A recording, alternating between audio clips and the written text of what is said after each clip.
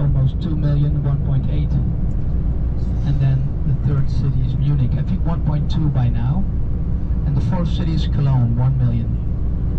And this is the second biggest city of the state of Bavaria. Nuremberg has 500,000 people. And so in a few minutes I'll get back to you and talk a bit more about Nuremberg. It was one of the biggest cities in Germany in the Middle Ages. The two biggest cities of Germany in the Middle Ages were Nuremberg and Cologne. Berlin was nothing in the Middle Ages, very small. Berlin came up when Prussia came up in the late 1600s.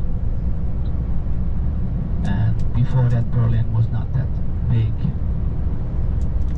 And it became really big in the 1800s when Prussia was the most important state in Germany, and later they took over the whole power. But I'm going to talk about that tomorrow.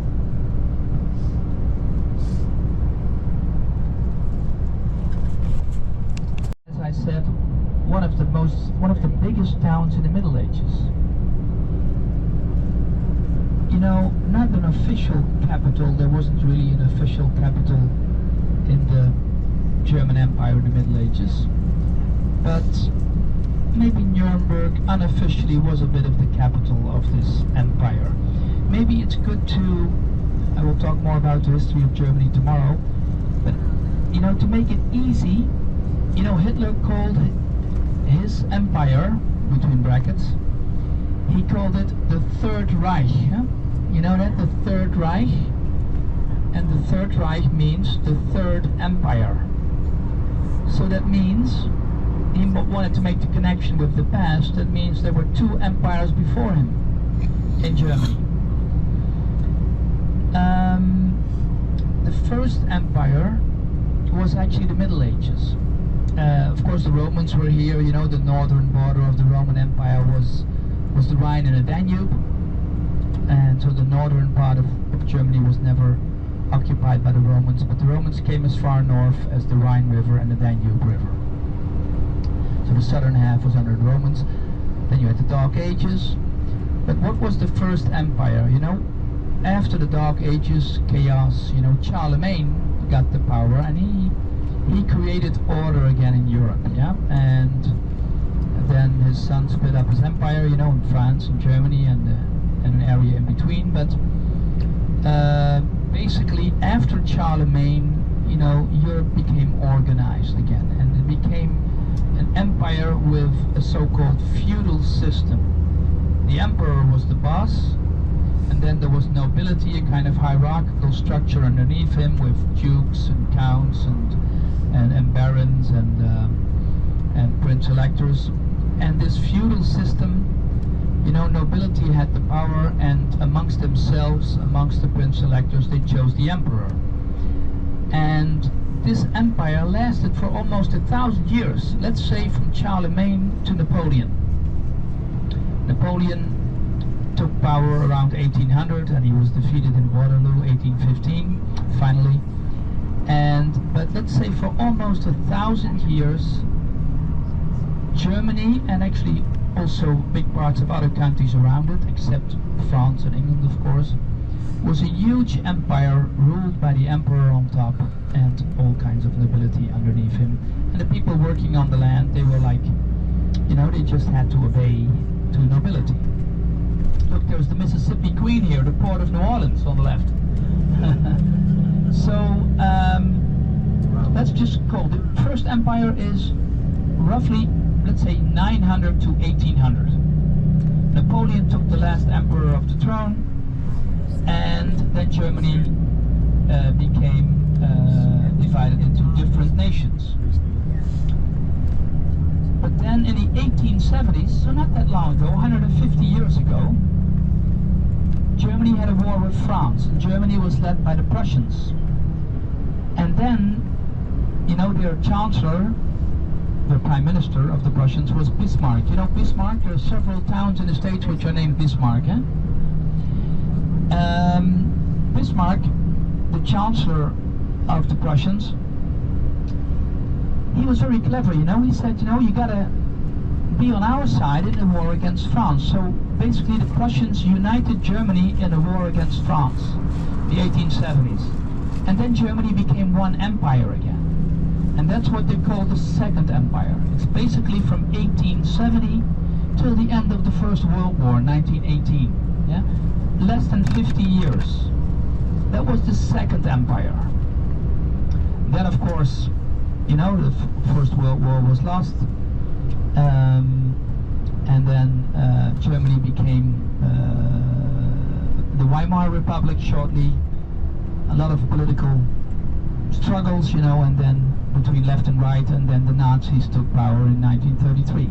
So Hitler called this empire the Third Empire, the Third Reich, because the First Empire was, let's say, from Charlemagne to Napoleon, almost 1,000 years.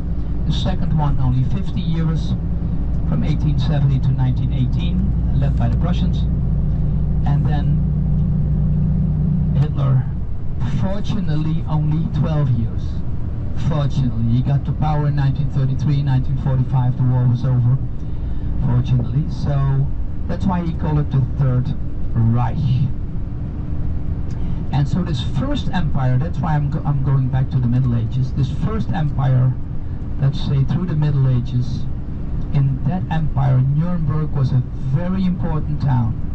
You know, the emperors were crowned in Aachen, like Charlemagne was crowned in Aachen. They were chosen, the emperors, in Frankfurt. That's where the prince-electors got together and they chose the emperor amongst themselves.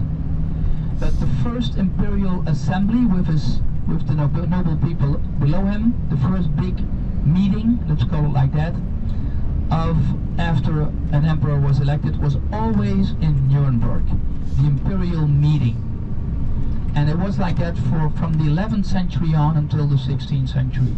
So Nuremberg was a very, let's say, almost like an unofficial capital of the Holy Roman Empire of German nations in the Middle Ages. And that's why Hitler decided, you know, the party rally meetings? You know, where you've seen it on television, where he's like speeching, you know, from a big high stage, like blah, blah, blah, blah, blah, blah, blah. You know, that was always, most of them are in Nuremberg. All the Nazis got together in Nuremberg and they marched, you know, and then Hitler was on stage always shouting. Why was he always shouting? If somebody's always shouting, you shouldn't believe them. Huh? He was always shouting. Blah, blah, blah. So, also Mussolini, when you see Mussolini, he's always like this. When someone's like this, who believes him? I don't get it, But, so, because Nuremberg was so important in the First Empire, the First Reich in the Middle Ages, that's why Hitler had his Nazi meetings there. And we don't go there today, but there's an old stadium, He's always yelling. the party rally grounds. It's now a ruin, it's still there, but it's too far to go there now. In some other tours, if we had another hotel, you know, then we would have gone there. But that's where they got together, and they were like enormous meetings, you know. They were so, the Nazis organized that, you know, and it was so massive. And then they played Wagner music, you know, like da da da da da da da da da da. You know that one? Da da da da da. So they had their party rally grounds here, and where those party meetings were, now we have a museum about the Nazi terror and the Nazi horror. Another thing, what they built was like a big convention center. And this convention center is actually, it looked a bit like the Colosseum in ancient Rome, because he also wanted to make the connection, Hitler, with the glory of ancient Rome. And so this convention center was never finished, but it looks like a big horseshoe-shaped building, almost like the Colosseum. We don't go there, but just for your information. This is why, you know, all these buildings were made here. The big stadium where they got together, this convention center, was built here because to make the connection with the medieval First Empire, where also the meetings were always here in Nuremberg. So one of the most important cities in the Middle Ages. And that's why, you know, our hotel is on the edge of the town, on the edge of the medieval town. And the medieval heart of Nuremberg is huge for a medieval town, because it was one of the biggest medieval towns, Nuremberg and Cologne in Germany. And we will walk into that town, and the whole town was destroyed in the Second World War, because Nuremberg was a very important industrial town. So the town was destroyed, but they rebuilt it very carefully. They made the whole wall complete again, so there's a whole wall around the medieval center, as big as the medieval center was, and a lot of churches are rebuilt. They did a fantastic job. So you are in a modern city with big malls, you know, big warehouses, but at the same time you see beautiful restored medieval buildings, because it was the most important city in the Middle Ages. The biggest Renaissance artist of Germany, one of the biggest, like in Italy you have Michelangelo, you have Leonardo da Vinci, you have Raphael, but in Germany you had Albrecht Dürer. He was the great Renaissance painter artist. He was born also in Nuremberg, and so a city with a great medieval history. And yeah, Hitler wanted to make the connection with that history, and so also a city of a lot of horror and terror, because this was the Nazi meeting town. Already in the 30s, when they got to power, they always went here to have their parties between brackets. They thought they had a party, but they hadn't fun. They didn't have fun. They thought they had fun, but they were, yeah, there was so much frustration because of the terrible, you know, economic crisis, of course, the how do you call it, the stocks exchange, you know, the 1929, the whole breakdown of everything. And Germany was punished because of the First World War, so Germany was extra poor, and when people are extra poor, then it gets dangerous, because then they tend to follow lunatics. So whatever you do, if life is hard, you know, work on it yourself. Don't blame it on somebody else, and don't follow lunatics. All right. Okay, we're almost there. Yeah. So a city of 500,000, biggest in the Middle Ages, one of the biggest in the Middle Ages in Germany. Then, you know, in the 1800s, you know, the city went down a bit. But then in the 19th century, it became one of the biggest industrial towns. They had a lot of chemical companies. They made like ultramarine, you know, ultramarine color. And then all kinds of chemical industry. They became very big, and that's why the first train in Germany was from Nuremberg to Fürth, which was a town just north of Nuremberg, also important in those days industrially.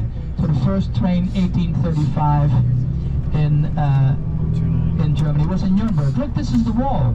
This is the longest city wall in Europe, because the medieval heart of town was so big, and it's all around the medieval heart of town. They rebuilt everything.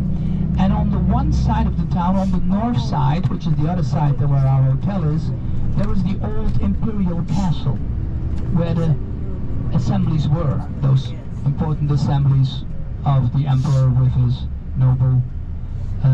nobility.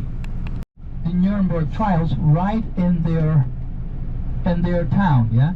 And the Nuremberg trials were in the so-called courtroom 600.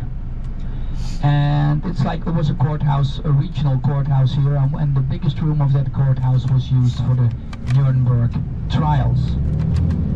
And maybe you know the pictures, you know, they all had sunglasses on, because they didn't dare to look people in the eye, of course, after all the things they did. And then they put curtains, because there were big windows in the courtroom, they put big curtains so that snipers couldn't, because people were of course very angry, so snipers couldn't shoot them. And they wanted them to stay alive during the whole trial. And yeah, that's the Nuremberg trials. I don't know the exact number. I think about 10 of them were, 10 or 11 were convicted to the death penalty. And one got out. He said, a few got out. He said, well, just a short time in prison. Have you ever heard of Speer? He was the architect of Hitler, yeah? And he said, about everything that they said against him, he said, I didn't know. Oh, I didn't know that. I was just making buildings. I didn't know. And then he was a few years in prison. He got out, Albert Speer. So, to the left, it's all the city wall all around Nuremberg, one of the major cities in the Middle Ages in the German Empire. And they built a huge new train station in around 1900. We're going to see the train station and we're going to see the opera on our way to the hotel. And around the wall there's a moat, there's a dry moat. You see where the bridge goes over a dry moat, you see it? And the wall was medieval, but of course, you know, when the cannons came in the 1600s, they made them much thicker and stronger, and so to be able to defend the city against cannons.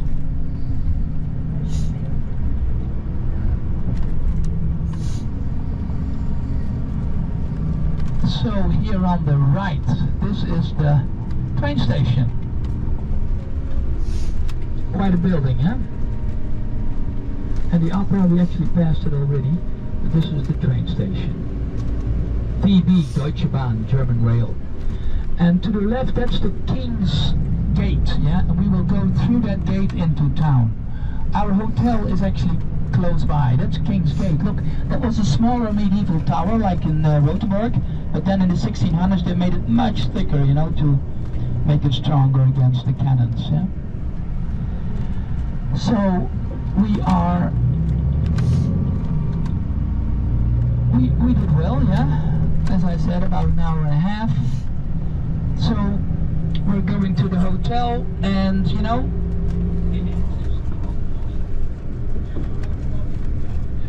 okay, ladies and gentlemen, I won't give you the room numbers in the bus now. You can just take your carry-ons, yeah, and go into the lobby, and I'll give you the room numbers there, yeah? And they, of course, again, they take one big piece of luggage for each, the ones underneath, into the hotel, yeah? And then I'll give you the exact times when we're inside. Probably we'll leave in about 45 minutes, maybe an hour, but then if you like, you can join me for a nice walk into town. You know, it's close by. It's just a short walk into the heart of town.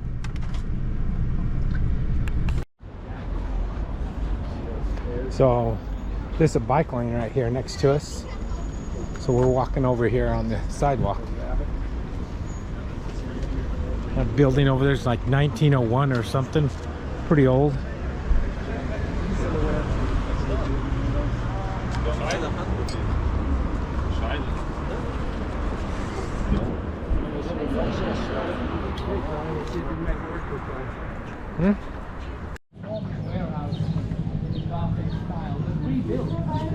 Beautifully rebuilt after all the destruction of the war. Wow.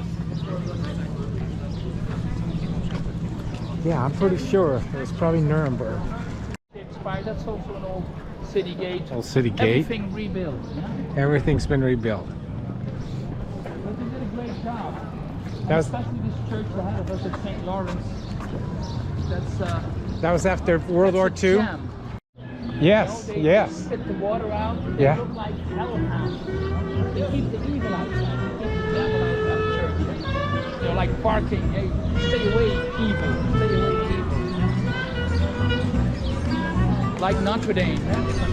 It was all rebuilt after the war. Most of everything got busted down. This is a big city, yeah? Very.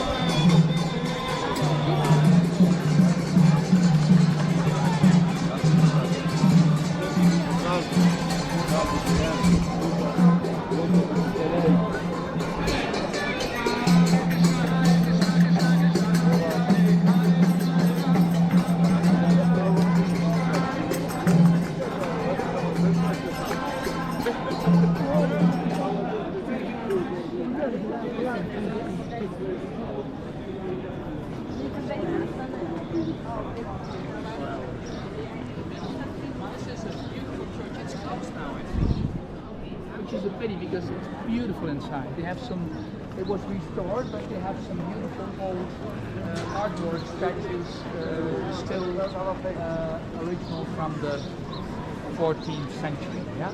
So this is St. Lawrence Church. Let me see if I can see him with his grill. Let me see if I can see St. Lawrence. Where is? There you see him. There he is with the grill. Second from the right. That's St. Lawrence, huh? I'm telling true stories. You see him? 7-1. But you know, not too much drinking, yeah? Or other food, you know.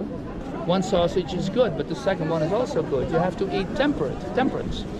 So, justice, temperance, wisdom, and strength in the sense of perseverance. So these are the 7 virtues. Yeah, very virtuous group, I saw it straight. 7 virtues. And they're justice on top, you see, and there are 6 virtues. These are 7. Charity is love. Charity is love. Hope is esperanza.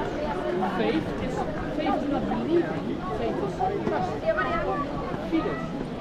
And so I can, let's not go to all the details, but one on top is justice, that's clear, eh? With the blindfold. This is the...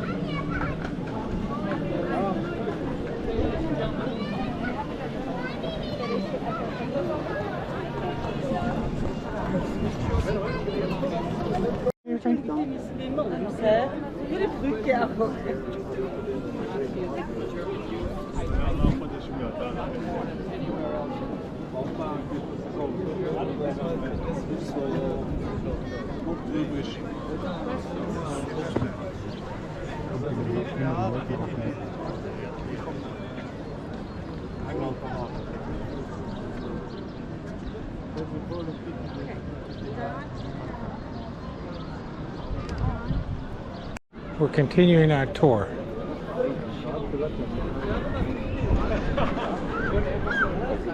Why don't we walk?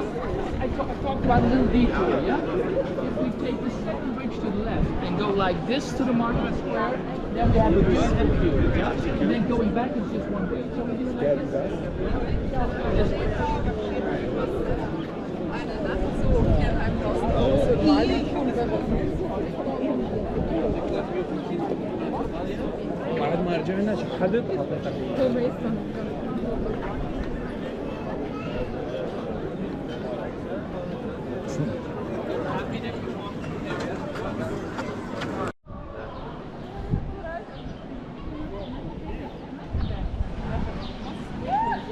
We got a crowd that went through their restaurant. A brass ring, and you have to move the ring, you know, a little bit and rub it. That brings good luck, yeah? Everybody do it in your own private time, okay? Yeah? So the rubbing doesn't take away too much other time for other things. So don't forget to rub it, yeah? Let's rub it, everybody, yeah? No, I'm not touching that ring. City Hall with the Green Tower. That's not what I'm touching. St. Sybil Church, which is the oldest church in the city, going back to the 1200s. Look at that It church. was a Romanesque church. But That's later made gigantic. Gothic, as you see. You can see with the pointed windows. Beautiful paintings over there of the old days. And up there at the end is the castle. Huh? The Imperial Castle. Yeah, there are toilets in the City Hall. So if you walk a bit further on the right, you can go to the City Hall. You can pay. But I would just go into a cafe. And this is the rubbing place. Shall we go closer to the church? Yeah, and I'm going to show you the meeting point. Why not? Let's meet. Let's meet here at the beautiful fountain. Is that a good idea? Yeah? So let's meet here at the beautiful fountain, because then you have enough time to rub. Yeah? So it is now 5:20. Yeah? How about, I want to be back in the hotel, let's say 6:45. Yeah? How about being back here in a good hour, yeah? 6:30, is that a good idea? Or maybe 6:20, let's make it 6:20, yeah? Is that a good, an hour from now? Yeah. And we eat at 7:30, an hour from now, is that okay? Yes. Yeah?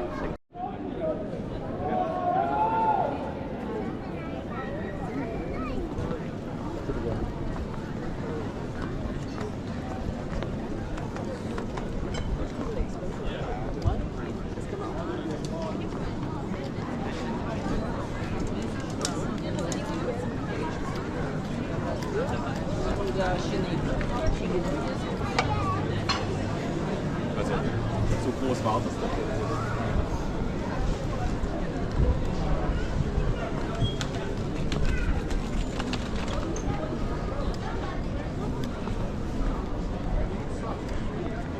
Lebkuchen.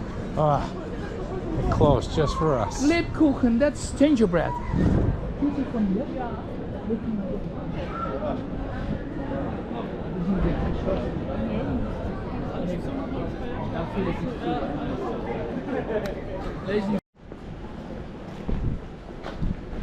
Gothic.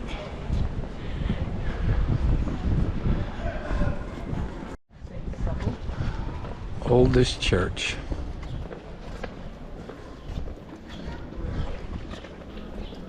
Wow.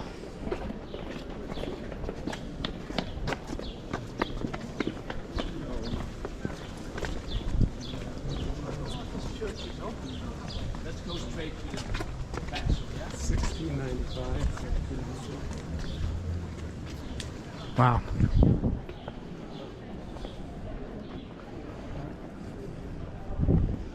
I'm gonna have to go in that.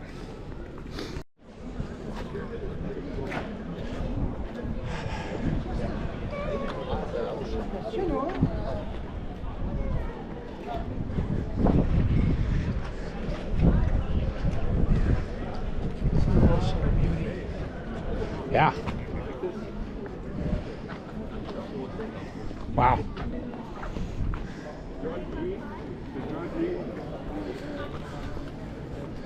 Those are amazing. Fun place.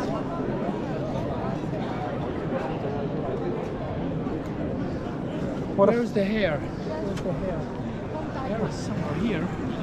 What a fun place.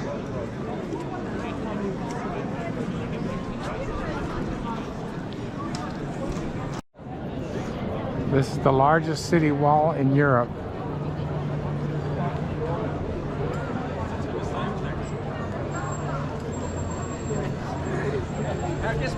Completely rebuilt because of the war. Cozy Square.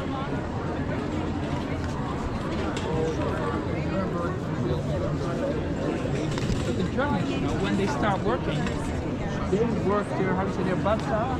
Yeah. They are hard workers. The Germans are maybe, you know, if they go for To the castle.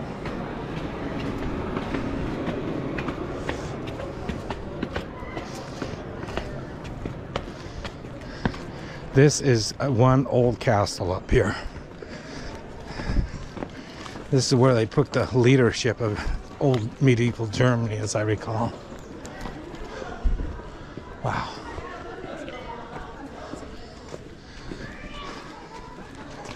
Don't they have a train? Tram or something.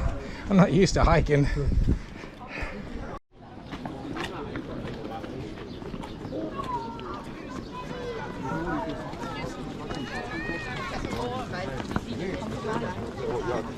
Nee, het is ook geen Jordi.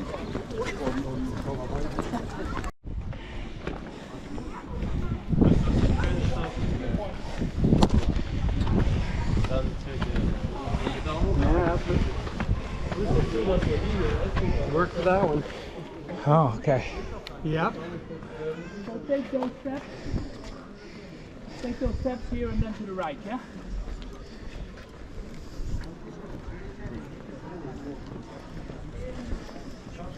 So the Coliseum is a big open area where Hitler did all of his shouting.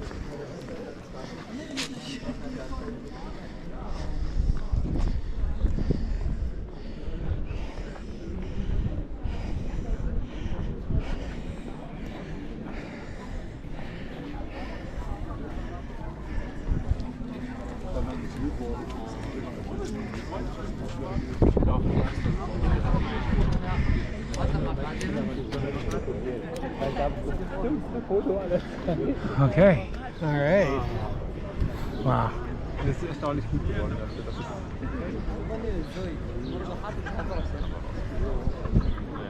Nuremberg. Pretty cool.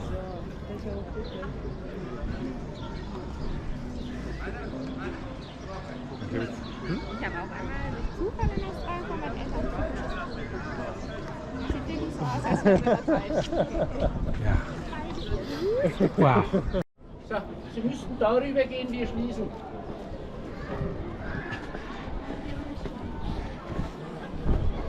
Wow, we timed that just right. We were right there. We were right up there. Holy cow. Closing.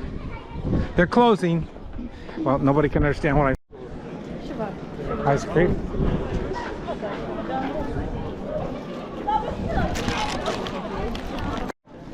Black on black.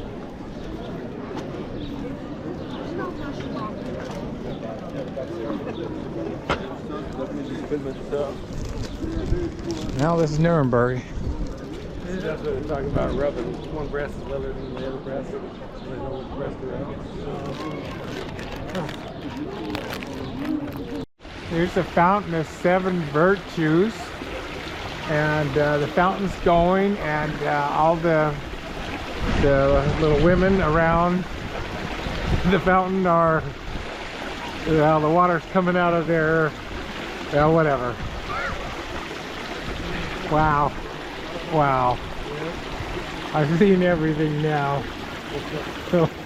Okay, and let's see. We're here, downtown, Nuremberg castle area, and there's the castle up on the hill, lit up. All right.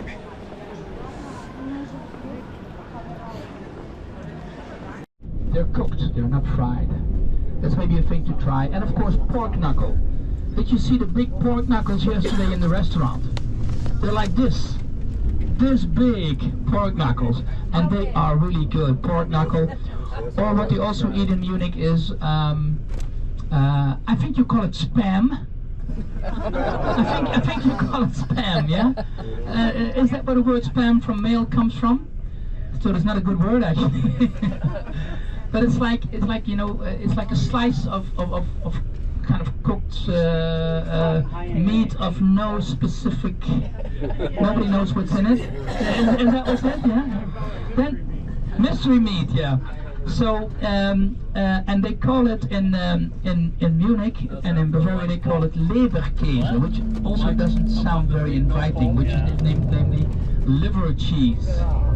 That doesn't really sound inviting, but that's, you know, what they very often eat, like a roll, a hard roll like you saw them in the hotel, and then with a slice of spam in it, Bavarian spam. So I can really recommend the Bavarian spam, but that's maybe something that they don't give in the Hofbräuhaus. That's what they do in the, you know, in the snack places on the road, yeah.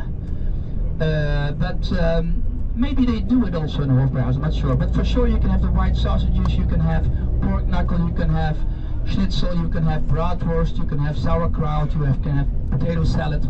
So you can have a hearty meal in the Hofbräuhaus if you like.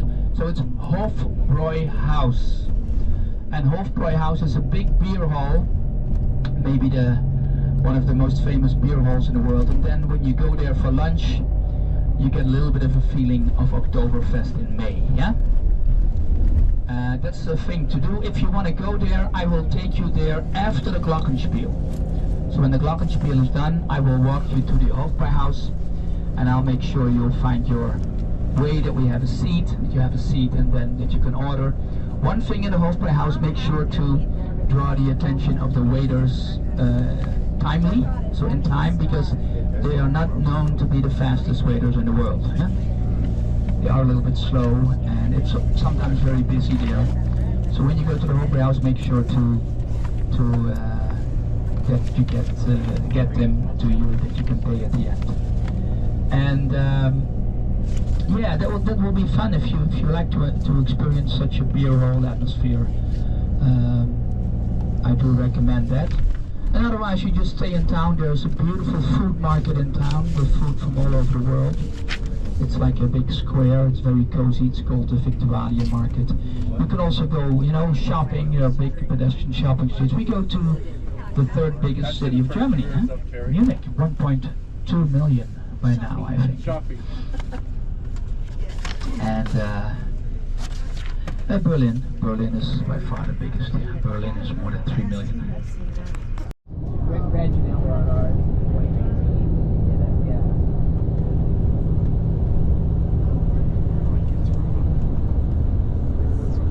That's saffron. No, not saffron. Where's your horizon, Don? What's that right? Oh, canola. I know, I was gonna say, I like it. Whatever. Yeah. And the Danube, those two rivers, that's our northern border. in the mainland. And of course in England it was Hadrian's Wall. That's how far the Romans came. So let's say about half of Germany, a bit more, the southern half basically, was Roman. The Romans were here. In the north you still had the German tribes. When the Roman Empire fell, it was chaos. I think you call it the Dark Ages. Maybe you had it at school, the Dark Ages. It was a total, it was very chaotic in Europe. A lot of different tribes, you know, went through the continent. A lot of civilization had gone when the Roman Empire fell. Huh? Romans had a very high level of civilization. It was all gone. It was chaos. And then there was a man who came up, and before him it already started a bit, but he was the first one to create order again. That was Charlemagne. And I'm talking now about more than 1200 years ago, around the year 800. And he had an empire which is about, let's say, part of like Netherlands, Belgium, France, a big part of France, and a big part of present-day Germany. That was an empire about 1200 years ago, Charlemagne. So he had basically France and Germany. And he was crowned emperor in the year 800 in Aachen. And he made a system, the so-called feudal system. Emperor on top, the emperor was chosen amongst the highest nobility. And then we had a feudal system, and down below the people just had to shut up and work on the land. And give part of the harvest to the noble people, and then the noble people protected them. So it was a hierarchical system. And that stayed like that for quite a long time. You know, it became a bit more lenient, but basically that was the case until almost 1800, until Napoleon came. And until the French Revolution, actually, and then Napoleon came, of course. But Charlemagne still had Germany and France. But then his sons and grandsons, they split up the empire in a western half, which later became France, and an eastern half, which later became the Holy Roman Empire. Yeah? Got it?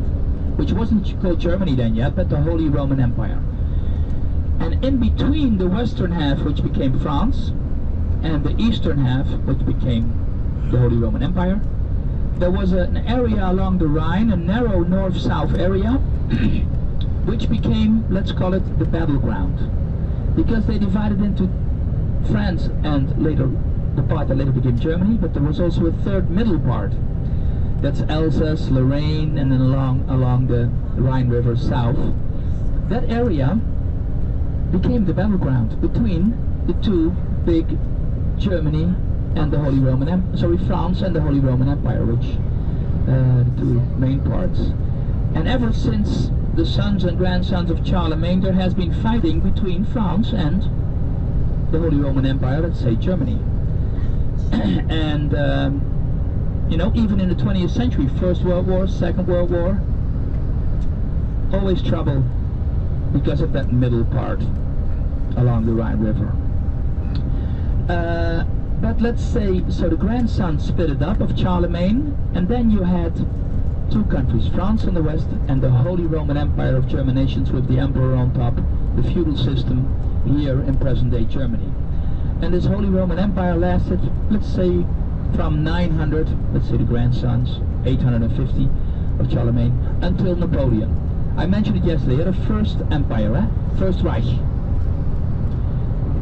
And when Napoleon came, you know, he wanted to modernize things, and he thought this old feudal system, that's nothing.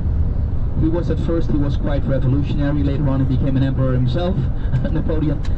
And he changed all that. He took the last emperor of the throne, 1806, first empire after almost 1,000 years finished. And then Germany was divided up into separate states, because during the Holy Roman Empire it was a patchwork of maybe 400 states, all led by noble people, but the emperor was on top. It was one empire for almost 1,000 years. But then they became separate countries.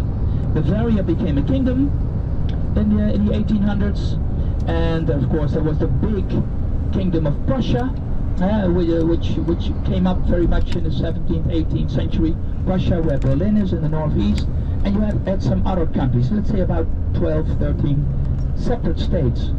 But the people in Germany, they longed to be united again. And the strongest state was Prussia, where Berlin is. And then Prussia was very strong in the 1800s, and they wanted to make a whole empire again. They wanted to make a second empire. So they fought a war against France. Why not? They did that all the time, yeah? And the other way around too. So, you know, the Prussians took the lead and they fought against France, and they wanted to unite Germany again in a second empire. And they succeeded, and that happened in 1871. Germany was reunited. So for about 70 years they were separate states. In the 1800s, never reunited. You had one Germany again, 1871, led by the Prussian king, who became the emperor. And his name was always Wilhelm, William. William I, William II. It was one big empire again, led by Prussia, the emperor and his chancellor Bismarck. Then of course, you know, at the end of the 1800s there was a lot of technology coming up, you know, everybody, there was a lot of testosterone in the air, let's call it like that, a lot of testosterone. You know, every country wanted to show off, there was a lot of nationalism. The 19th century was a century of romanticism, but then nationalism. And every country said, hey, I'm number one, you know, I can pee furthest. Everybody does a contest who pees furthest. You say the same thing in the States? Yeah? A pissing contest, yeah, there's like a lot of testosterone in the air. Every country wanted to be the best. France and England had a lot of colonies, yeah? You know, they went all over the world and they just conquered countries and they became colonies, yeah, in the 1800s. And Germany also wanted to have colonies, and they wanted to show, hey, we're also strong, we can also pee far. But France and England didn't want that, of course. So there was a lot of tension in the air. Germany wanted to be a lot of nationalism, a lot of testosterone, and everybody was competing. Everybody wanted to have the most modern weapons, most modern technology. There was too much testosterone in the air, and at some point it snapped. You know, it just needed a spark to start something bad. Even though they were all family, you know, all the royal families in Europe, they were all family. They intermarried. No, it's weird. Also the Russians, they're all family, all the royal families. The British royal family, they're German. They're from Hanover, they're German. They're not Windsor, they called themselves Windsor after the Second World War. But they're the Hanover family. So everybody was family, but there was too much testosterone, it needed a spark, and the spark was that the crown prince of the Habsburg emperor in Austria, in Vienna, he was killed in Sarajevo by a Serbian nationalist, because Austria in those days, end of the 1800s, early 1900s, was a huge empire also, led by the Habsburgs. We're going to talk more about them. And so he was killed. The Austrians were angry on the Serbs. The Serbs were backed up by the Russians. The Germans said, hey, stay off of the Austrians. It just needed a spark. And then they thought we'd go out and have a little fight, you know, and then in 2 months we're back. 1914, They were used to have a big battle. They just went there, and then in a few months it was all over. That was how it was in the past. But it wasn't like that this time, the terrible First World War. We're going to talk more about it when we go to the north of France and to Belgium, Flanders fields, where the poppies grow next to the crosses, row by row. Yeah, we're going to talk more about this terrible First World War then. But it was totally unnecessary. Nobody wanted it. Just too much nationalism, too much technology, too much testosterone. Nobody actually wanted it. They thought it would be over in a few weeks or in a few months, because that's what they were used to. But it took 4 years and millions of deaths. And they had new technology, the gas and the tanks and the planes, and terrible. And after the First World War, they punished the Germans. There was a meeting in Versailles, and the Germans were heavily punished. And then the crisis came at the end of the 20s. And the Germans still had to pay and pay and pay. At some point, bread in Germany was 1 million Deutschmark. That says enough, Total poverty, frustration, and I told it already before, if there's frustration, there's always a lunatic that stands up and he tries to take advantage of the frustration. He wants to take the frustration of all the people and make it into a war machine. And this lunatic got up in Germany, Adolf Hitler. And the people were so stupid to follow him because they were frustrated and just dirt poor. And they were, you know, they were punished after the First World War. Life was tough, and they just thought, you know, Hitler said, hey, I'm going to make it better. He had the Volkswagen, he made the Autobahns, and people followed him. So whenever life is hard, take responsibility yourself and don't follow lunatics. You can always see when somebody's a lunatic. If they're shouting from a stage, ah, ah, ah, they're lunatics. Watch out for lunatics. Yeah. Because, you know, if life is tough, you gotta digest it yourself and then not blame other people, because that's what Hitler, of course, first did. So he said, I'm gonna make life better, Volkswagen, Autobahn, and then, you know, we're gonna make life better. And then he says, at some point, so follow me. And then he says, you have to follow me, or I kill you or put you in jail. And then at some point he says, hey, we have a common enemy, the Jews. You know, his story changes all the time. And the Germans, they followed, and that's really sad, but that's what happened. But it, you know, it could have happened in different places, you know.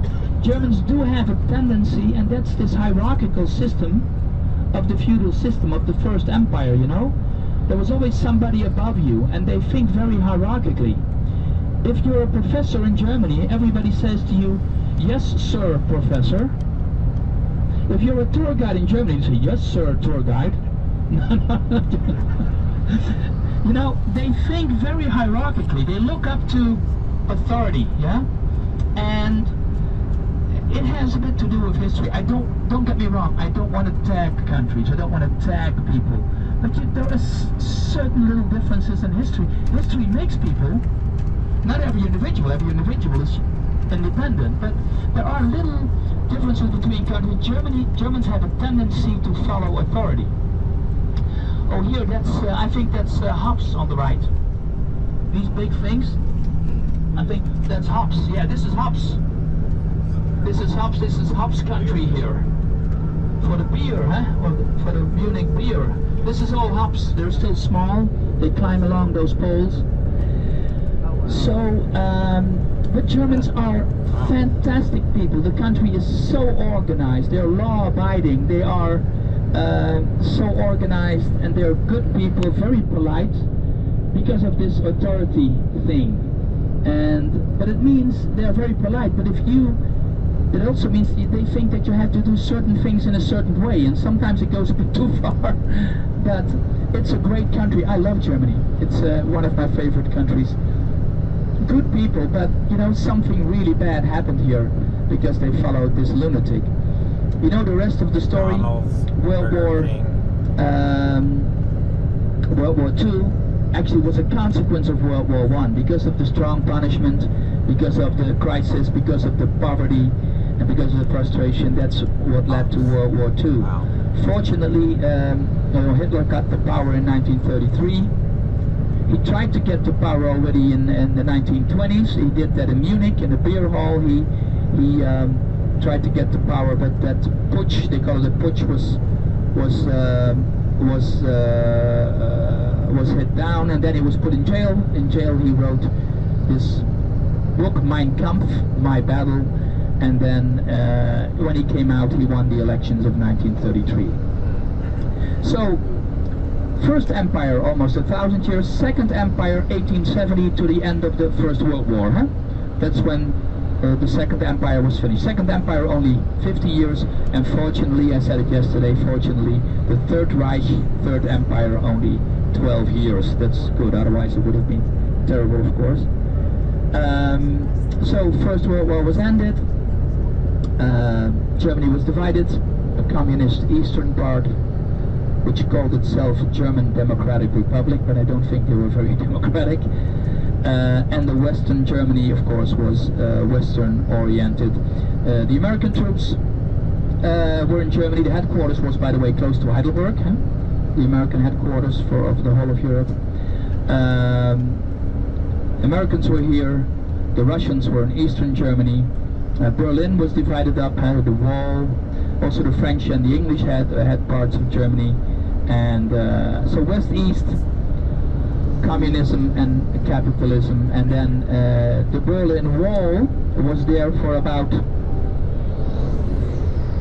almost 30 years, 27, 28 years. It started in the early 60s, and it was torn down, fortunately, in 1989, because, you know, walls in the end, you know, they will be torn down, you know, and people want to be free, and so the Berlin Wall did not last, and Eastern Germany did not last, you know. Communism is not free, so in the end it will not be there anymore. And so communism was over, the Berlin Wall fell, 1989, Germany was reunited. Western Germany had as a capital Bonn at the Rhine River, but now of course Berlin became the capital again. And since then the Germans, you know, even since the war, the Germans have behaved, they really did a lot of, how do you call it, introspection. Hey, what the hell happened? You know, what the hell happened? What did we do? Second World War, the Holocaust. They did a lot of introspection, you know, what went wrong? And they showed the world that they were good. You know, they worked hard after the war, you know, they got the Marshall Plan. That was fantastic, because then they could rebuild instead of the punishment after World War I. So Germany was back up soon, you know, they are such hard workers. They built up the country again, really, really hard workers, determined, very polite, nice people, and they showed the world.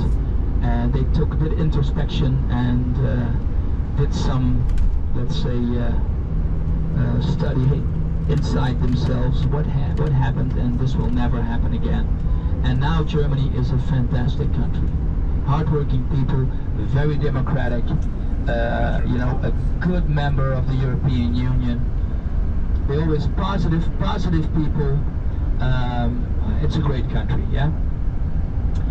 And for the last almost 20 years it was reigned by the Christian Democrats, or reigned, you know, the biggest political party were the Christian Democrats. Maybe you know the female Prime Minister, Angela Merkel. And now it's the Social Democrats are leading the government. Olaf Scholz is now the Prime Minister since 2021. Good country, hard workers, a federal state, federal government in Berlin, but all the 16 states also have their own government. 16 states. We came in the state of Hessen, Frankfurt. We went further south to Heidelberg, and that's Baden-Württemberg, and the southwestern state, also a big one. And now we are in the southeastern state, which is the biggest state of Germany, the state of Bavaria, named after the tribe who lived here in Roman times. There was a Volkswagen, huh? You call it's a new Beetle, huh? This is a Cabrio Beetle. The Beetle is like a legendary design, huh? The Beetle. So, yeah, beautiful country. The landscape, you know, where we came in, Frankfurt, it's already a little bit middle mountains, you know, it goes to about 2,000, 3,000 feet, maybe 3,500, some mountains. But the north is quite flat, and then going to the middle it gets a bit hilly, like undulating, like here, and the south is has high mountains. We will see that south of Munich. We will go into the Alps. The highest mountain of Germany, the German Alps, is 10,000 feet. That's the Zugspitze. And then of course in Austria the mountains go higher, and in Switzerland they even go highest, although the highest mountain is just across the border from Switzerland into France. So we will see the Alps in the afternoon. But Munich itself is in a flat plain just before the Alps. The plain of the Isar River. The Isar River, which is not a big river, a river of about 180 miles, that goes through Munich. The Isar River, E-I-S-A-R. Munich means little monk, and after our stop I'm going to talk a bit more about Munich. So Germany had a history with a lot of glory, but also a lot of horror, but it's a good country, and it's a beautiful country with a lot of beautiful and high art, you know, art and science, you know, like Albert Einstein, he was German, you know, he came from Ulm. Composers, you know, Beethoven, he came from Bonn. Writers, you know, literature, the most famous one is Goethe. Maybe you heard about Goethe, Johann Wolfgang von Goethe. He's like the Shakespeare of Germany, you know. If Goethe, you know, wherever you are in Germany, there is, if Goethe went to a toilet in a house, they have a plaque on the facade. Goethe went to the toilet here, you know. Almost every little village has a little plaque on the facade. Goethe was here. He's like the literature prince, the Shakespeare of Germany. You know, he's their big emblem. So a lot of high culture, beautiful music, beautiful classical composers, beautiful literature, great builders, hardware makers nowadays, hard workers, good country.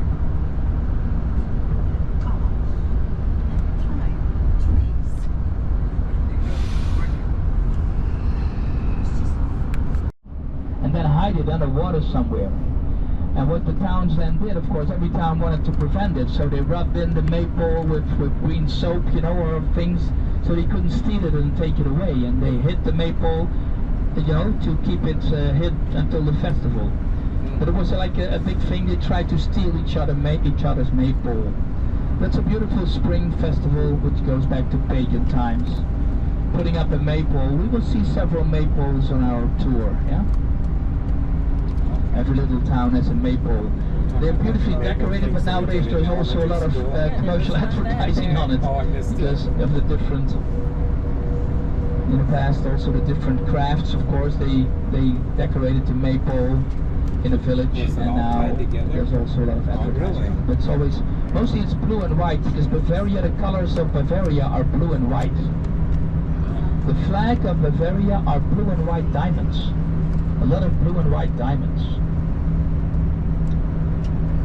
That's also the colors of BMW, huh? There's blue and white in it, huh? Black, blue and white. Blue and white are the colors of Bavaria. I told you that almost every royal family in Europe is of German origin, because there were so much noble people in Germany because of this Holy Roman Empire, you know, with all the sovereigns and all the small states in the Middle Ages. Highest nobility was all in Germany. So if people needed a king, they went to Germany. Like the colors of Greece. You know the flag of Greece? It's white and blue, and it has a cross on it. Of course, for Christianity. But the white and blue of Greece is basically the white and blue of Bavaria. Because the first king of Greece, when Greece became independent of the Turks in 1830, they just went to Bavaria. They needed a king. And they went to Bavaria. Wittelsbach, that's a high noble family. You're going to be our king. And he took the colors to Greece. The Greece flag is actually German. It's Bavarian. It's totally ridiculous, but you know, the royal family of England is from Hanover. Before that, the king was Dutch in England. He was your king. He was your king before you were independent. Who am I talking about? George? Yeah, but no, later on. Williamsburg, Virginia. William and Mary. He was Dutch. And you were not independent yet. You know, you were still under England. So that's why Williamsburg, Virginia. That's and then after that, Hanover took over. First, another one of the family, Anne, and then you had the Hanover from 1700 on.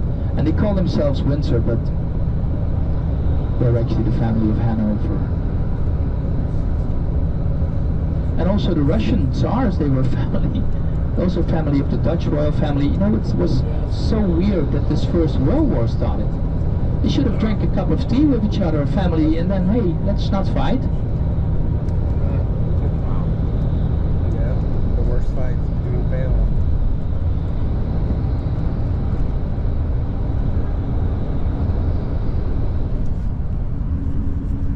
In the development of Europe after the Dark Ages.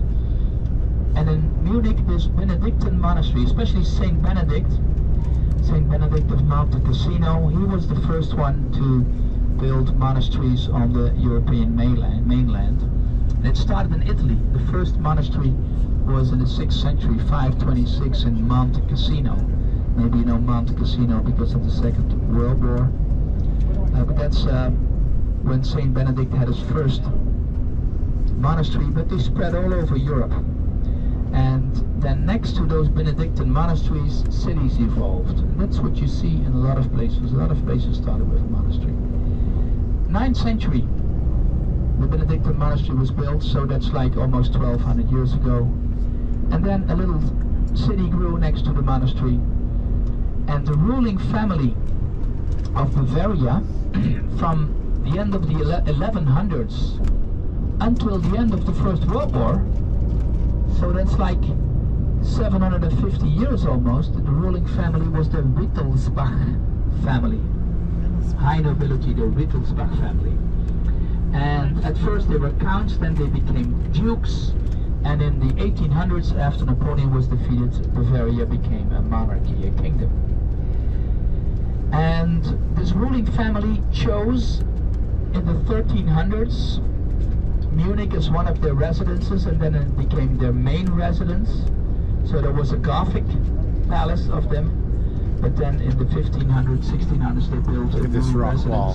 which is like a Renaissance style, quite austere palace. But it's huge, and inside it has fantastic rooms and a beautiful theater and fantastic art. That's the residence of the Wittelsbach family, the ruling family of Bavaria.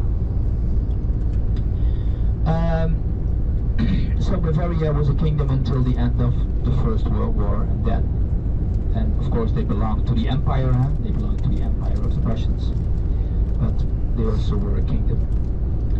And the last one, Ludwig III, fled in 1918, and then you had in Germany, I mentioned it before, the struggle between the right and the left side of the political spectrum. And in the 1920s, Hitler tried to get to power, but he failed, fortunately. He failed, and the coup for power was in Munich, yeah? And they call it the beer hall putsch, yeah? And he marched, the fascists marched to a galleria, which we will see in Munich. It's called the General's Hall, the Feldherrenhalle. But you know, the grab to power failed, fortunately, and but when the Nazis did get to power in 1933, this galleria, which we will see in Munich, the General's Hall, became for them like a kind of a sacred place, you know. And then people, when they walked past this galleria, they had to greet, they had to salute, and of course, a lot of people didn't want to do that, who didn't have the Nazi sympathy. And then they took like a little side alley not to have to salute to this galleria. I'm going to show it to you when we get into Munich. This is the Feldherrenhalle. And in this General's Hall, there's also a statue of General Tilly. And we know General Tilly because he was the one who asked the mayor of Rothenburg to drink this tankard of wine, the Master Draft, yeah? So he was really an historical figure, but of course the story of the Master Draft is a bit for fun, huh? Yeah. I think, at least. Yeah, so we're going into a town, a big town, but it has a really relaxed feel. Munich is a fun town. It doesn't feel like oh, I'm in a huge town. It has a certain tranquility. It's a pleasant town, a very pleasant town, especially the heart of the city. It doesn't feel as big as it actually is. And of course Munich, you know, I talked about the food already. I think everybody's going for the spam, Leberkäse, or maybe for the white sausage with the sweet mustard. They always are in two, and you know, it's like there's a skin around it. So you take the skin away and then you take the sausage. Yeah, but that's the way to do it.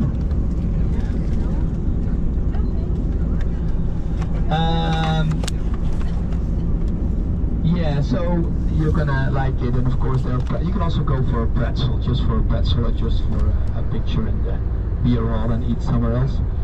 But the food is always good in Germany, and it's not expensive, and it's hearty. You know, this Oktoberfest, it started because of a royal wedding in the 19th century when Bavaria was a kingdom. There was a royal wedding, it was a huge feast, and then they decided to have a huge beer festival every year. And it's on a huge, they call it the Theresia Meadow, Theresienwiese, but it's not a meadow anymore because of course it's more like a big fair, you know, with a lot of, with a Ferris wheel, you know, all kinds of things for the families and kids, and a lot of long beer halls. Every brewery has its own beer hall. And I always go with image stores when I am there, and that time of year I go to Hacker Pschorr. Hacker Pschorr, that's one of the breweries. And they have a beautiful beer tent. Wow. It's, oh yeah, on the right, ladies and gentlemen, the stadium of one of the best soccer teams in the world, Bavaria Munich. It looks a bit like a grey tire, huh? But it lights up in the evening, and it's of course sponsored by an insurance company, Allianz Arena. That's the Bavaria Munich, and Bavaria Munich has won the European Champions League maybe 5 times or something. They're very top-notch. They're like almost like Barcelona and Real Madrid and Manchester City, although Manchester City didn't win that much yet. But Bavaria Munich is a great team. They become champion in Germany, but not this year. This year they're not doing very well. But Bavaria Munich is the top-notch soccer team, and that was their stadium. The Allianz Arena. Our insurance. Okay, so this was a royal wedding. That's when they started with the beer huge party, and then they did it every year. At the end of September it starts. It's like a few weeks, and it's a lot of fun. And this tent where I always go, Hacker Pschorr, is like the roof of the tent is like a big sky, and you see the skyline of Munich all around you. It's a beautiful tent, great beer, it's always fun. But that's the Oktoberfest, and every year with the Oktoberfest, 2 million gallons of beer. People drink 2 million gallons of beer. So that means that 2 million people, everybody have to drink a gallon. I don't think everybody drinks a gallon, so probably they have like 4 million visitors or something. 2 million gallons of beer every year. And where we're going, if you want to go to the Court Brewery, the Hofbräu House, they pour every day 3,000 gallons of beer. 3,000 gallons a day. That's quite a lot, huh? So it's quite a beer hall.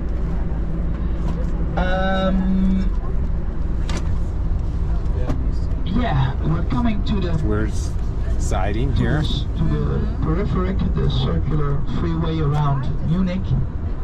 And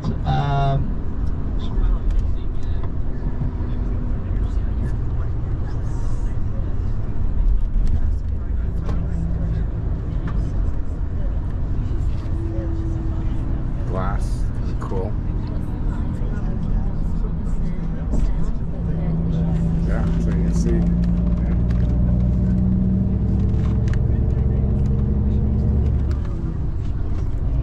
BMW,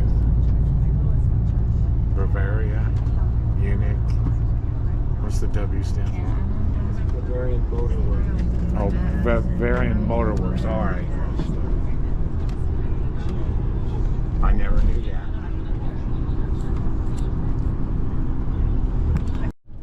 we're going to see the Olympic Stadium of the Olympics of 1972. These buildings look, you know, like the 1960s. They used to have those toys that you built buildings. You know, yeah, you know, I used to something like that. I don't remember what, but they were glass door. Yeah. Yeah.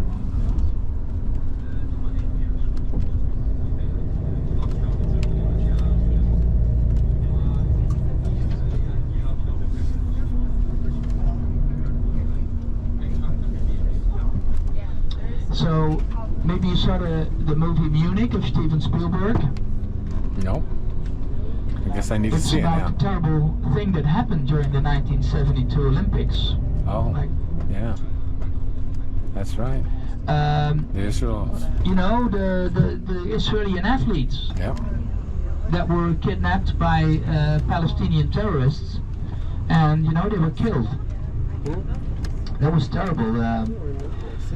And the movie is called Munich, and it's all about the Olympic Maybe I the have seen terrorist it. act of the Olympic Games of '72. And then, despite what happened, they decided to let the Olympics Games, you know, take place, which was quite a decision, you know. But that's what they did. But it was a terrible thing, and the Israeli athletes being killed by the Palestinian terrorists. That was in 1972, and we're going to see that Olympic Stadium. It still looks like a modern architecture building. It's a very special building. It looks a bit like a spider web.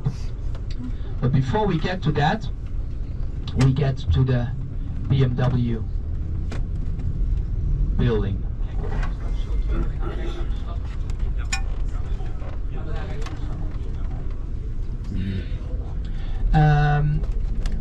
So the BMW building, the old one, is right ahead of us above the tunnel. You can see it in the far. They look like cylinders, like 4 cylinders of an engine.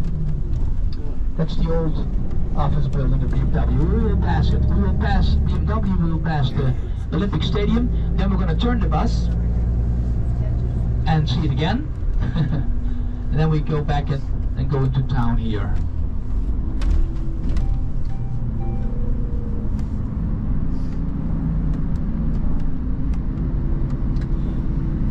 And you know, when we get out of the tunnel, we might see, when you get out of the tunnel, you might see the word Dachau. Do you know the name Dachau? Yes. Terrible. It was the first German concentration camp. And by the way, close to Nuremberg, there was the concentration camp Mauthausen. Maybe you heard about Mauthausen? Another concentration camp. But Dachau is famous. Of course, the most horrible word is Auschwitz. But Dachau was the first concentration camp of the Nazis. And that was in the beginning of the war, and they brought their political enemies, gypsies, homosexuals in those days, terrible, and all political opponents, left-wing politicians and middle-party politicians, people who protested against the Nazis. They were brought to Dachau, and a lot of them were killed. It was not an, how do you call it, an extermination camp like Auschwitz was, you know, killing everybody, yeah, like with the gas, and but a lot of people were killed there in Dachau, and that's very close to Munich. It's like 10 miles northwest of Munich. You might see it on the road signs.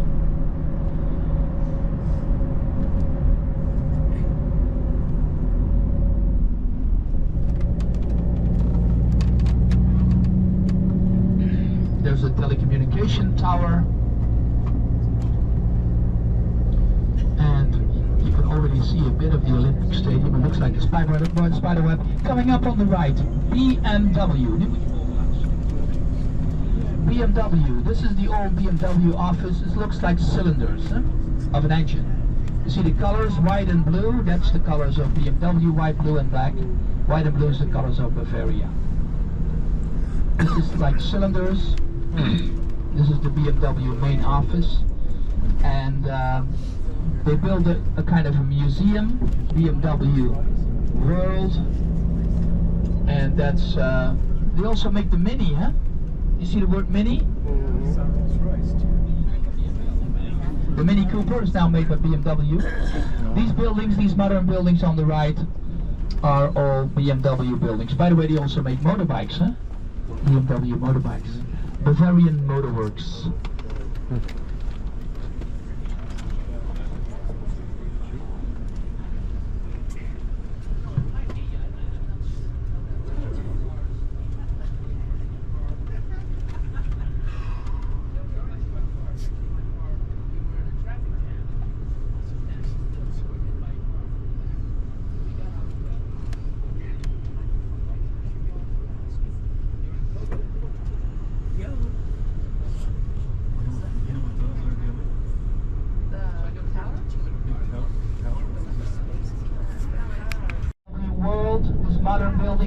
BMW Welt means the BMW world. So this is, and it also shows Mini, the Mini Cooper, they make it. And now coming up on the left are the Olympic Indoor Stadium and the Olympic Outdoor Stadium of 1972. They look like spiderwebs, very modern architecture, very special. En dan moet je zorgen dat je verderop ergens draait.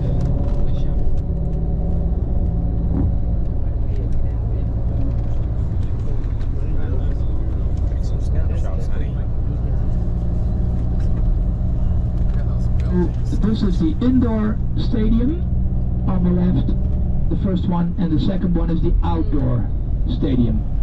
And it's into the ground, you know. You see that's the audience, and then it goes into the ground, the stadium is underground.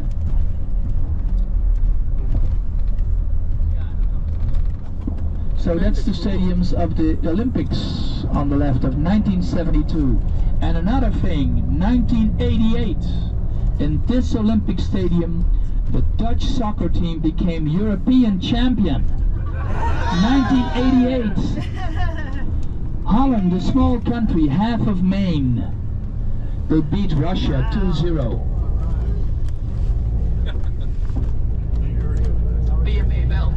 Look, Dachau was on the road signs. Did you see it, Dachau? They have museums at Dachau. I would hope not. In Dachau? Yeah, they do. They've got the barracks or their gas chamber. You know, I think they didn't use the gas chamber for gas in there, but they have it. And, I thought they did. I thought they did gas juice. so too. Anyway, it's pretty interesting. It's pretty cool. Oh, is it? It's the one in Israel when you go there, and oh my gosh, the children's memorial to the children. I mean, you're quiet as you walk through. It's so touching. Yeah, that's sad.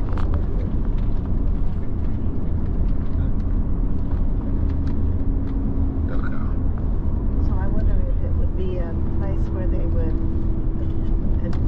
admit that they were wrong, or would it be a place where they... I think we own it. It's been a number of years since I was there. Okay, so we saw Counter-Reformation. You know, you had the Reformation, Luther. A lot of people became Protestant. But, of course, the Catholic Church, they didn't want to lose souls. They wanted to get the souls back to the church. So they started a counterattack, which was like, you know, what did they do? They built a lot of new monasteries. They started the Jesuit monasteries. They started the Theatines. They started all kinds of monasteries. And they built beautiful Baroque churches. The churches were so beautiful, so Baroque inside. They just did that to show to people, hey, we built the most beautiful churches. Come back to the mother church. Eh? Forget Protestantism. Come back to the Roman, you know, to the faith of Rome, to Catholicism. So they built a lot of beautiful churches and Baroque churches and monasteries to get the people back. And you can see beautiful Baroque churches, Baroque architecture, Baroque interiors, very ornate. That's what they did to try to influence the people to get back to the Catholic Church. And Munich was the heart of the Counter-Reformation. And in the 30 Years' War, it was Catholics against Protestants, but it was also about power too, of course, about power. It was also about power, but also about religion, Catholics against Protestants. Terrible war in the 1600s, but Munich was the heart of the Catholic side here in Germany. So you see a lot of beautiful churches. I do recommend at the town square there's a church named St. Peter's. This is the Rome of Bavaria, the Rome of Germany, and I do recommend to go in. I can take you in there. It's pretty beautiful. Then you see how ornate a Baroque church is. The word Baroque also actually means weird, over the top. That's what Baroque means. Over the top. So very, very decorated. And Bavaria has a lot of those churches. It's the heart of the Catholic Church in Germany.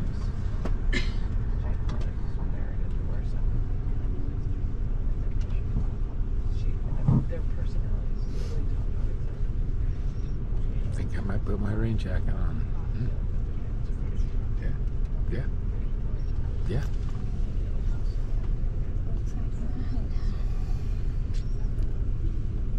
I'll do that one because I need this for warm. Maybe I'll just take that jacket.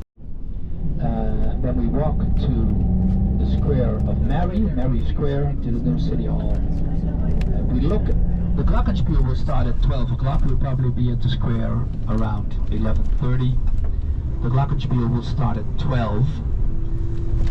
You can go to the toilet, maybe look around a little bit.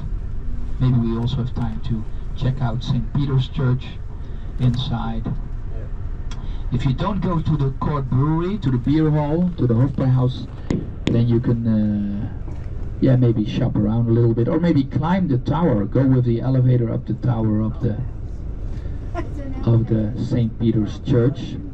You have a beautiful view. When it's clear you can see the Alps, of course, but it's not really extremely clear today.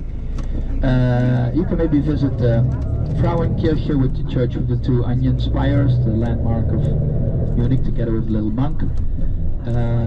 Maybe do some shopping. Don't go for Swarovski. We go tomorrow, if you have the chance, in Innsbruck at the source where Swarovski started, to find some nice Swarovski crystal if you like. But there's a lot of nice shops here, and enjoy the town. Or go with me after the Glockenspiel to the beer hall, yeah? Who wants to go to the beer hall to have a look at least? You can just have a look also, huh? And take a picture. Who wants to go to the beer hall? Yeah? Or several of you. And the other ones who don't want to go to the beer hall, I do recommend, there is a fantastic food market. It's called the Victorian Market, right next to the main square, with food from all over the world. You can also eat something there. You can do some shopping. There's a toy museum in the old City Hall of Munich, a beautiful toy museum, if you like toy museums.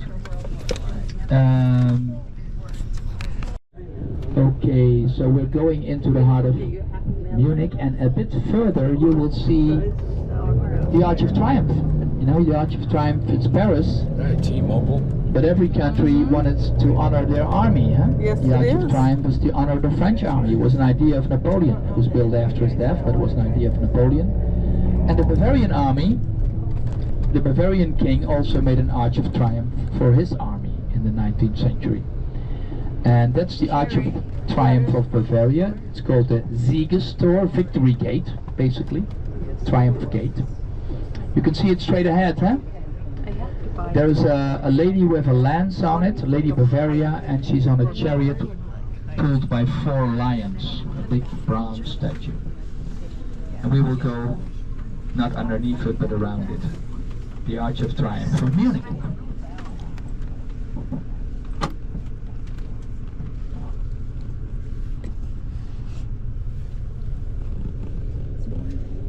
Double bus.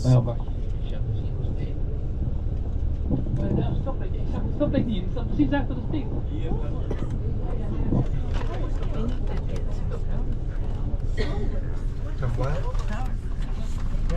It's called Schwabing. Schwabing.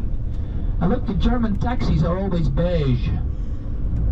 Mostly beige Mercedes. But also other brands, but mostly they are beige Mercedes. Like the one on the left. You see here, with the blinking lights? That's a typical German taxi. Beige cars. There's another one coming up. You see a beige Mercedes? You say beige, huh? Beige, yeah. So we're going to the very nice alternative quarter of Schwabing. A lot of nice places, galleries, bars, young people. And this is the Arch of Triumph of Munich. It's a small one. The one in Paris is huge. The one in Paris is really huge. The Arch of Triumph. This is what they call it, the Siegestor, Victory Gate. Let's call it Victory Gate. And this side is restored. You see the reliefs are restored? But on the other side it's not restored, it's still destroyed. It's to remember the destruction. 75% of Munich was destroyed during the war. So the other side is not as much restored of Victory Gate, yeah? And now you see, this is the main street going to the heart of town. If you look straight ahead, you see a tower in the middle of the street in the back, you see? You see 3 arches? Yeah. That's the Galleria that I mentioned where the Nazis marched. And you had to greet the statues on the Galleria in the Nazi time, otherwise they would pick you up and put you in prison. So a lot of people took a side alley so they didn't have to salute, yeah? But that's where the Nazis marched in the coup that failed.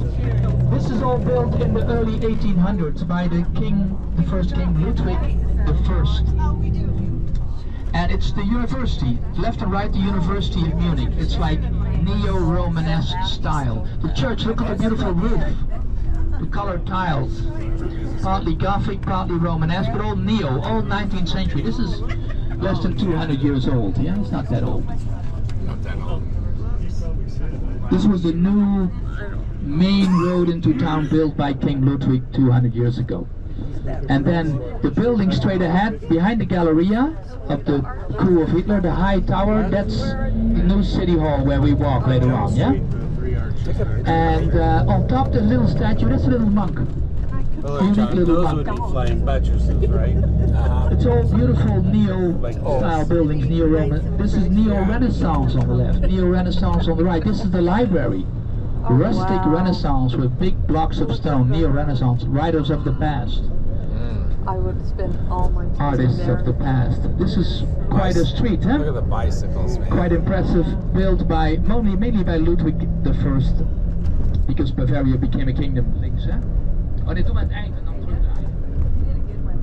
So we go until the end. We go to this General's Hall with the statues of the General Tilly, who forced the mayor to drink the master draft in Rothenburg. His statues there. The generals of the 30 Years' War, and that's why the Nazis marched there. They wanted to make the connection. They wanted to make the connection with the glory of the Holy Roman Empire, you know, by having their manifestations and parades in Nuremberg, and they marched here when they tried to get to power because they wanted to make the connection Maui. with the glory of Munich in the past. So they had a kind of an agenda, you know. They wanted to influence the people with and make a connection. The German flag is black, yellow, and black, yellow, red. Black, gold, and red. The German flag. That was on the left now. And then you know the European flag? Dus we gaan daar helemaal opdraaien, ja? Maar draai je 180 graden. 360. Ja, maar dus helemaal opdraaien. The street, of course, he looks like a Roman emperor, but he is like. Oh, moet je wel kunnen draaien. We're going to turn here. I wanted to show you his statue, and there's a nice monastery coming up, the yellow church with the 2 towers and the big dome. That's the Theatine Church. That was one of the Counter-Reformation monasteries they built. That's a beautiful Baroque church too. And the big building before 12 o'clock, the big block building, that's already part of the royal palace and it used to be the palace already in the 1600s, 1700s of the Wittelsbach family who rules here. There's Mr. Amazon. There's an Amazon. Wonder if he found me with my package. Okay, we are going a little bit to the right because we want to make the curve, because we go back basically.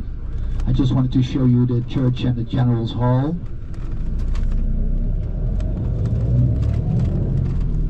And now we will make a turn.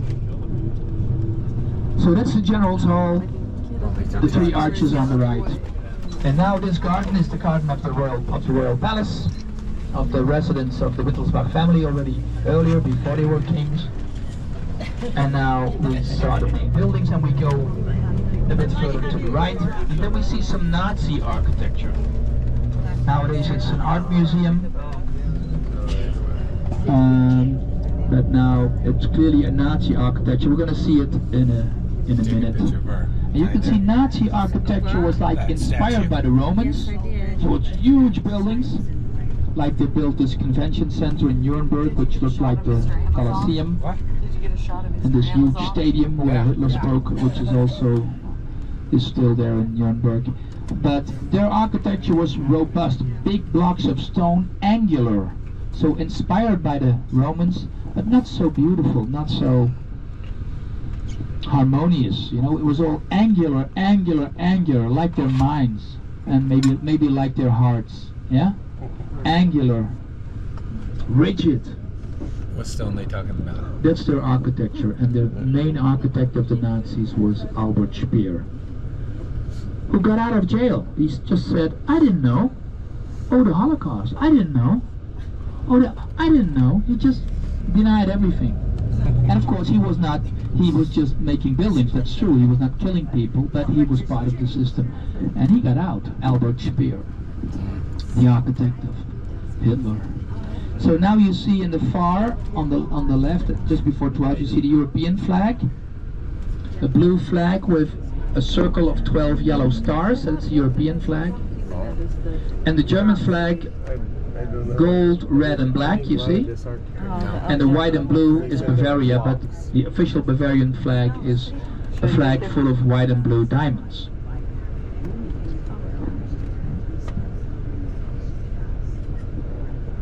So this is the Bavaria of the 1800s, this street, built by the king.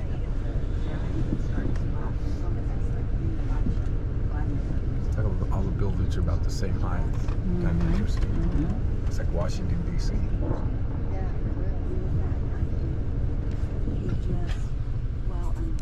Now, or 1145, you see the architecture? That's how the Nazis built. You see the Haus der Kunst is it now, you see? Angular, big blocks of stone, columns, a bit inspired by the Romans, but not so harmonious and pleasant as Roman architecture or Greek architecture. No. Because they built, Hitler had the idea that the Third Reich would last 1,000 years, like the first one. That was his idea. So he built like big blocks of stone because that building would last 1,000 years. Like that's how they built. He wanted to make an empire like the first one.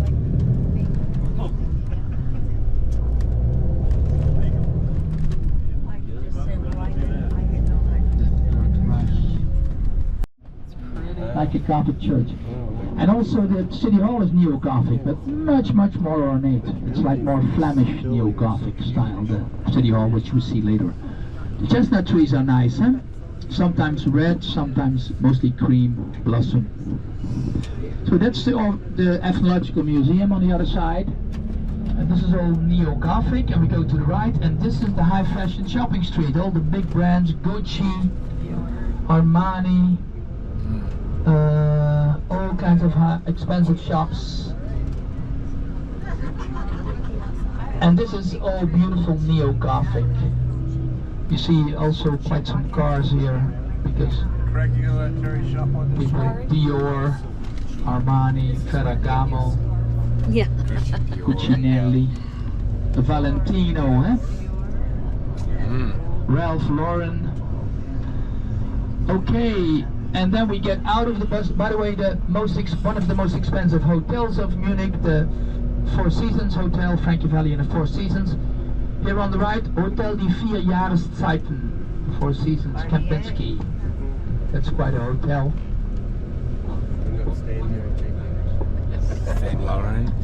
Okay, to the left is the Hofbräuhaus, by the way. It's very close, yeah.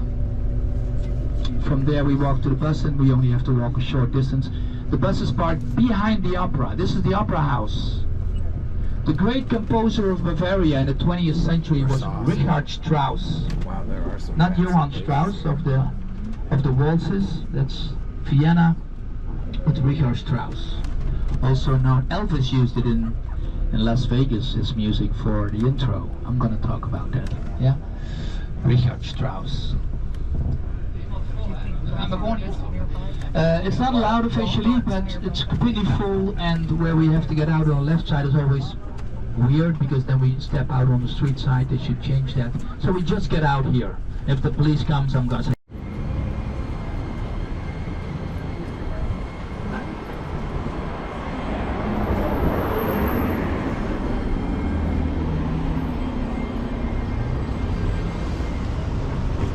am I doing this? Because we are at the Opera House, and every summer there's a Richard Strauss festival, because he's the Bavarian classic composer. But he lived in the 20th century. He died in the 1960s. That was bad luck for him, because he was the best composer in the country. And what did Hitler say? You gotta make my Olympic hymn. You gotta make my music. You gotta be my court composer, of my Nazi composer. And he just wanted to make music, and otherwise they just put him in jail, you know what I mean? So yeah, he was the composer of the Nazis.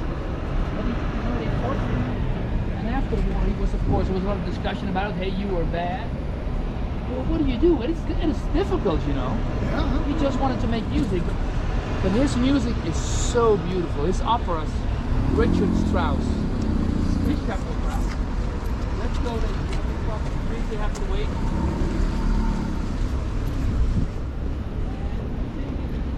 There's a Strauss festival. And I'm a big Strauss fan. This was quite bombastic. It's very beautiful, subtle. With violins. His violins, there are no violins as the violins of Strauss. It's almost like so maybe check him. Watch out for the chain there, huh? Don't stumble over the chain. Okay, ladies and gentlemen, to the right, this robust building was built in Renaissance style about 400 years ago. It's the new residence of the Bavarian ruling family. In those days there were still dukes, but in the 1800s they became kings. It's a fantastic palace, it's huge. That's the church that we saw, the yellow church, with the spires there. And there is this general's hall over there. Huh? And this is the opera. Ukrainian flag on top to support the guys of Ukraine. You see the Pegasus, the flying horse, and you see all kinds of classic nymphs. And you see the statues on the front of the building, but a bit angular. That's Apollo with the 9 muses. Huh? So this is the opera, and to the left of it there's a theater, the white building, Bayerische Staatsschauspielhaus. That's a theater. The one on the left, the small building in the corner. But this is the opera. I've been here I do opera tours with English guests, and I've been here at some festivals. It's fantastic, fantastical opera. Richard Strauss, check him out, really beautiful. This is the old post office. It's nice, eh? Like the old classic building with the wall paintings of horses. It used to be the post office. Yeah? Okay, let's go this way. Short walk to the beach there. For some bikes.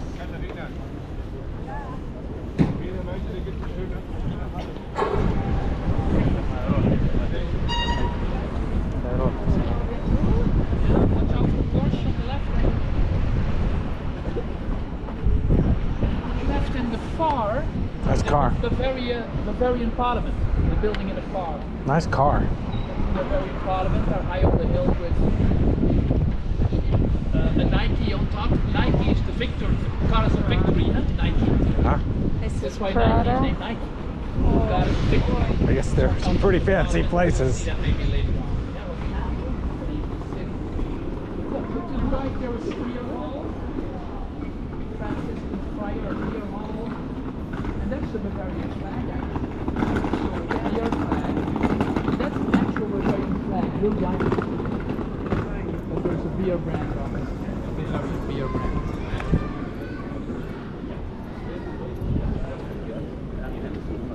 I'm gonna maybe hold the image sign in the air. Maybe the blue, not the blue one, but the other one. Although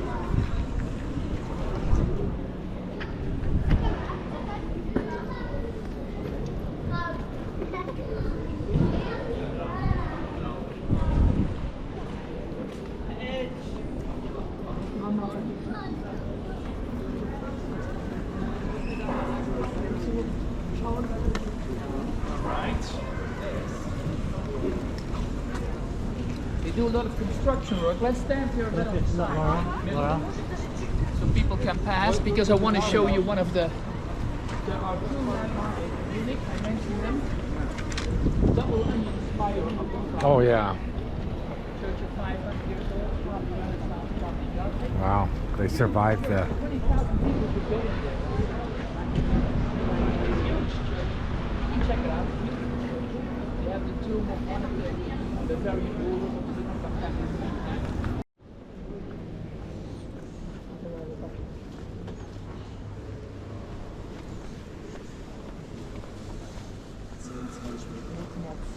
Zwischen 10 und 20.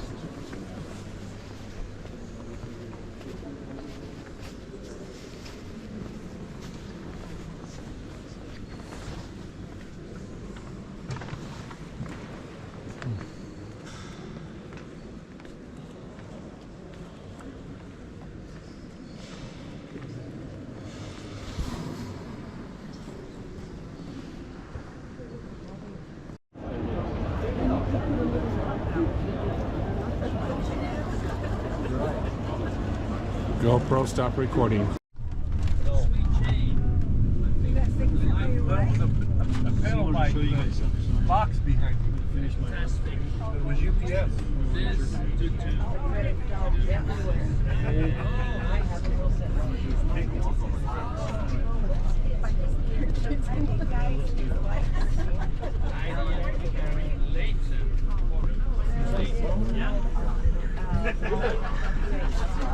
It's Corey. Right.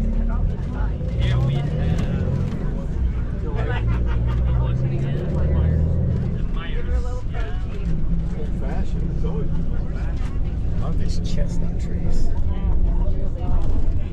So, in general, ladies and gentlemen, so make sure not to leave it somewhere, right? Keep it with you. And if they process this in the States, and then I get a message from them, and then, you know, mostly there's nothing over here, but when they cannot read a number or something, then sometimes they have to have it resent.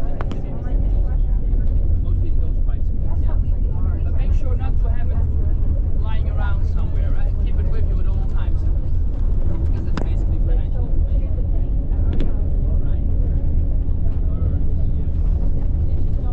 Burr, Connie. Bridge.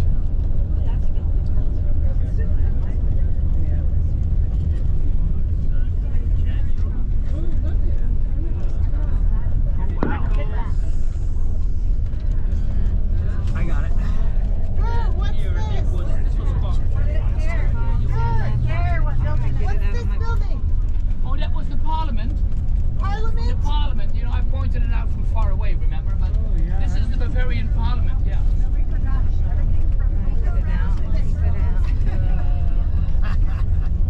Swenson, yeah. There's Swanson and Swenson.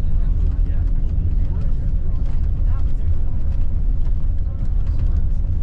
Okay, Dalen and Lexi. Yeah. Here we have the Potters. Lane and Joanne. Yeah. Here we